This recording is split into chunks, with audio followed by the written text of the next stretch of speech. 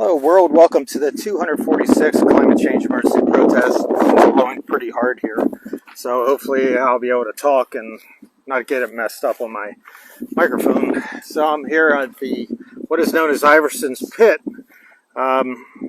It's a spot here where 900 Confederate soldiers came from behind me and marched towards the Union troops up here at the road up here that is now developed. I'm pretty sure this won't work with the sound.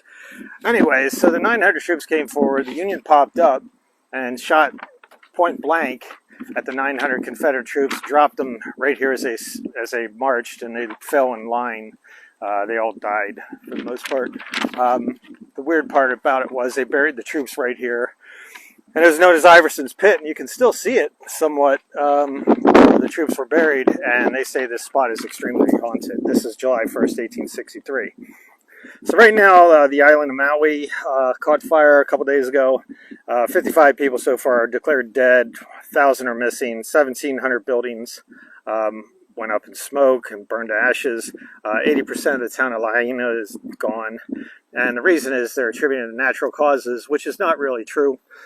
They've had extreme drought in Hawaii for years. I've been watching it on Drought Monitor, USA Drought Monitor. And it's an example of climate change, and they won't say it's so, but the conditions were ripe for having this type of fire, and they're going to have more. That's what we're having around the whole world right now. You either have drought, severe rain, flooding, you name it, whatever. Anything you can think of that is natural causes can be attributed to climate change at this point, because things occur, but now they're on steroids, and they occur at a faster rate, at a stronger rate, an unforeseen rate, never before seen. So 30 miles south of here, last week, there are straight line winds that occurred during a storm, and it knocked down 37 electrical poles, power poles, down over a road, Route 140, and over 24 people were trapped underneath the wires of those poles. Luckily, no one died, but the straight line winds were strong enough to knock down 37 light poles, electrical poles. China right now is experiencing extreme heat, winds, and floods. South Korea is also going through the same thing. South America right now, they're in their winter, and some places 3,000 feet up is experiencing 97 degrees Fahrenheit temperatures. So they're not having winter down in South America for the most part. The country of Niger in Africa, they're going through heat and drought, and now they're having a whole sort of political unrest, but they have temperatures of 116 degrees. Kenya, Ethiopia, South Sudan, Nigeria, all going through heat. South Sudan is also experiencing extreme flooding. Lagos, Nigeria, and also Miami, Florida are experiencing sea level rise, sea level intrusion into the towns. Miami is going to become uninhabitable eventually. Fort Myers, Florida, Guam, and China are examples of what can happen when extreme hurricanes or typhoons hit. Canada has had the largest wildfires ever, still out of control. Not going to stop till October or so. Every now and then the smoke comes down 1,000 miles, 2,000 miles, and it's hard to breathe. I find it very difficult to breathe. You definitely should not exercise outside when that happens. We're experiencing drought in the Midwest of the United States. Our breadbasket area, extreme drought. Extreme heat in the south. Temperature records have been broken all over the place, especially Phoenix, Texas, Florida, all sorts of stuff going wrong there. Spain, Portugal, Italy, and Greece have extreme heat and fires. Slovenia and Austria have had floods. Portland, Oregon coming up in the United States. So starting on Sunday, they're going to have temperatures of 98 to 105 degrees Fahrenheit. Now that's way out of normal. They're supposed to be 80 degrees for the absolute high in Portland, Oregon. So things are spinning out of control. St. Petersburg, Florida, 110 degrees real feel, which is 43.3 degrees Celsius. You had flooding in Vermont last month, I think it was. Really extreme flooding. So we're seeing climate change everywhere, everything all at once. So there's a certain expectation that you have your government will protect you and do policies that are will protect you.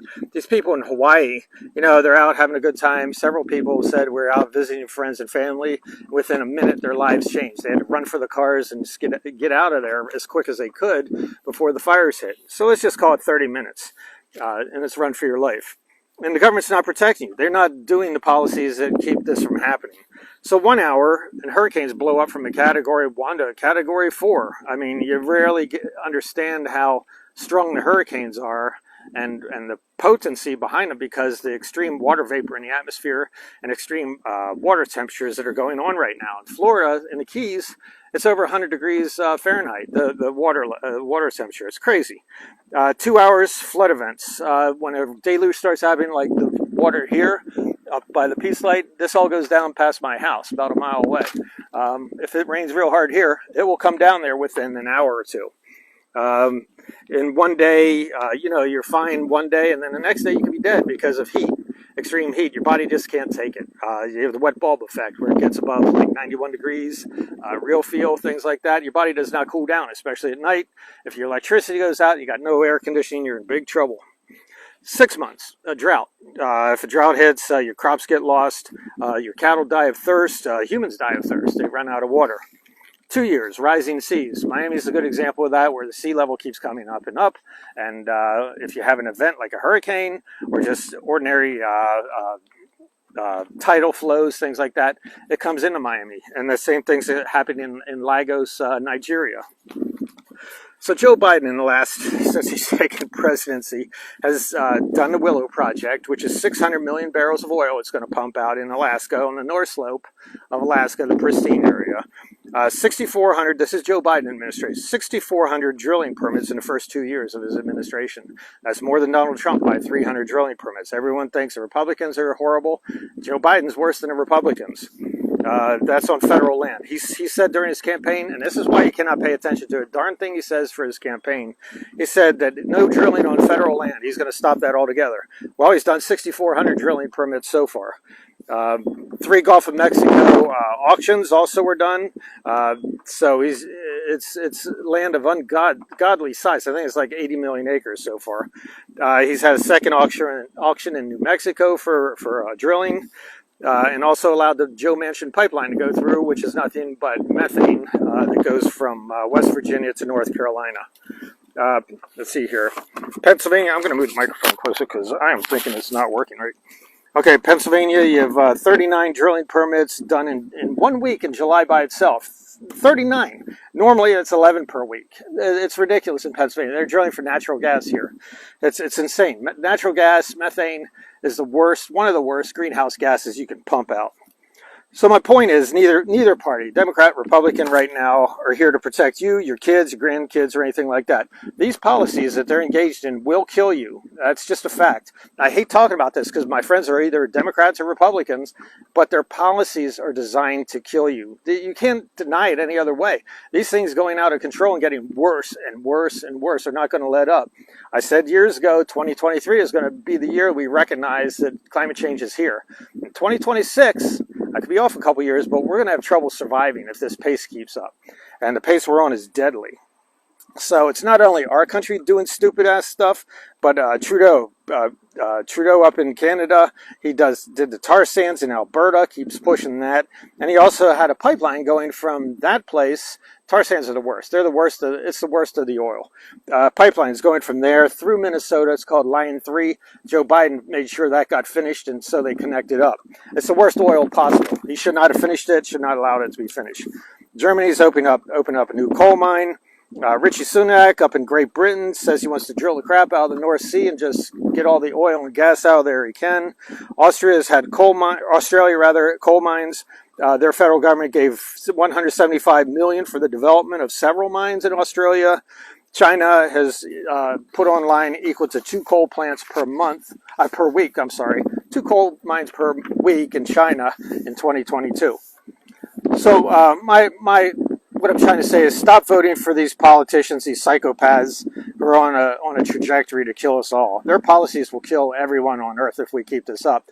We're definitely on that path now. We're going the wrong way as far as dealing with this climate change issue. in the USA, as well as worldwide, but USA, stop voting for these leaders, Democrat and Republican. Stop it.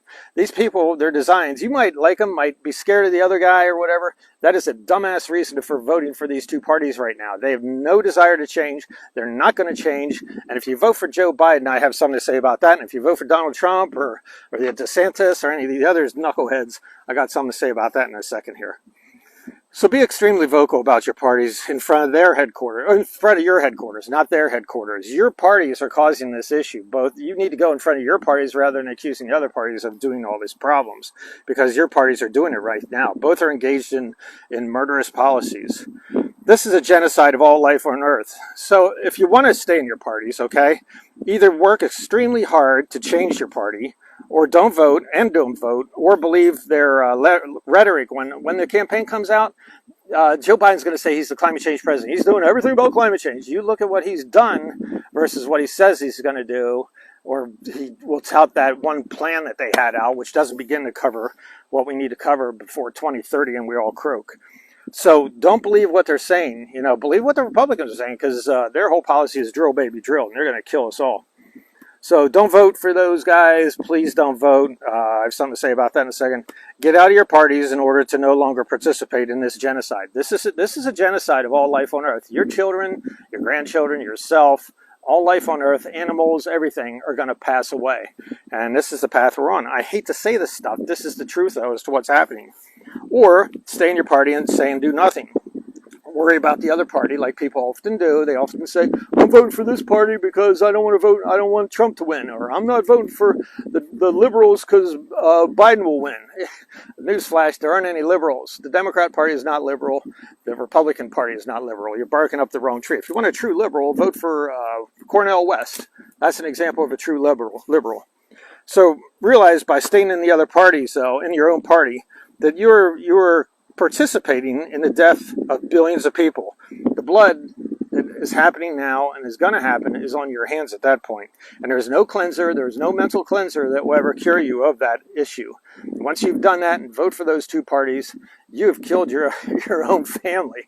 So I suggest you vote Libertarian or Green Party in this next election. Get away from your two parties because they have no desire to change. You have to give them a wake-up call at some point. And you'll say, oh, you can't do that in this election. It's too important. Every election is too important. And right now, this is the most important election ever. And you are right about that. But you're right about it for the wrong reasons. The reason why this is so important is because of climate change. We're going to suffer immensely within the next 3 years and most likely have real trouble surviving after 2026. Whatever. You don't need to listen to me. And the problem with saying whatever, though, is that you're affecting me, my family, my friends, and everything else by staying within your parties and voting that way. So it's not a whatever, because we're all in the same lifeboat. And what's happening is every time you vote that way, you're drilling a hole in lifeboat Earth. You can't stay on this path. So that's it. You can't get this blood off your hands. Once you start voting for these guys, and I'm telling you what's happening now, you go past this day and stay in those parties, you're culpable. Okay, you haven't changed your party. You're not trying to change your party, and this is worldwide as well. You need to just change everything about yourself, have a different outlook on things, and look at every vote from a climate change point of view. I don't care what their other policies are right now. If you don't clear up the climate change issue, nothing else matters. Nothing absolutely matters. So I'll catch you next week. That'll be on August 18th, and that'll be number 247. Hopefully this worked well.